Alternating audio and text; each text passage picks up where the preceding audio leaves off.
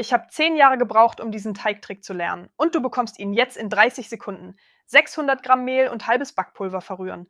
Mulde machen, rein damit. 200 Gramm saure Sahne, 100 Gramm Butter, 200 Gramm Zucker, 2 Eier. Gut durchkneten und zu einer Rolle formen. In 6 Stücke teilen und Kugeln rollen. Backpapiertrick. 7 Bögen zuschneiden, gleich groß. Kugel zwischen 2 Bögen legen, flach drücken und auf 24 x 30 cm ausrollen. Überschuss? Einfach an die Ränder kleben. Lineal hilft für saubere Kanten. Alles genauso mit den anderen Kugeln wiederholen.